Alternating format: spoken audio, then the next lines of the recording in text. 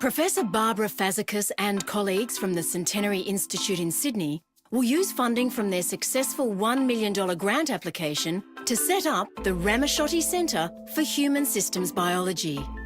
Central to this facility will be a machine called a CyTOF, which analyses single cells from blood, tumour and other tissue samples.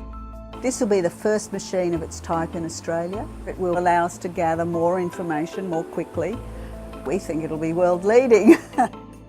Current technology allows around 15 cell characteristics to be analysed. The CyTOF machine will allow 100 to be analysed simultaneously. So you can imagine if we're analysing 1,000 cells every second, 100 things about every cell, the amount of information we have is enormous. This data will be used alongside information about the human genome, with the aim of improving diagnosis and treatment of common diseases. Myself, I will be using it mainly to look at the immune system, and so particularly with focus on allergic disease and autoimmune disease such as type 1 diabetes, MS, rheumatoid arthritis and so on. We have a group of collaborators who've already planned research. For example, in melanoma, we have a researcher looking at signalling pathways to understand how particular melanomas respond to drugs. We have researchers looking at breast cancer to understand how the cancer cells interact with the surrounding body tissue. And projects like that will help us to understand the heterogeneity of tumours and to be able to predict how they'll behave when treated. Scientific partners from Australia and around the world will be invited to use the new facility. The aim is basically to make the best possible technology available to everyone.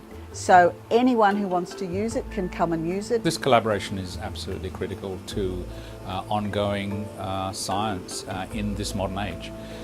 Collaboration is where it's completely at. I don't know of any scientific endeavour that doesn't rely on wide collaboration. There are very few, if you like, one-man shows these days.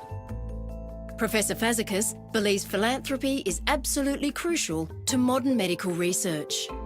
It's not only that it provides a safety net, if you like, of funding which takes up the slack that the government can't possibly provide, but also it provides opportunity for innovation in funding, which we don't see so much in government funding. We could not have bought this instrument without the grant from Ramaciotti. You can see from the history of the facilities that the Ramaciotti has supported that they've made major contributions to medical research in Australia, particularly in New South Wales. And we're hoping that this one will be another jewel in that crown of Ramaciotti supported institutions.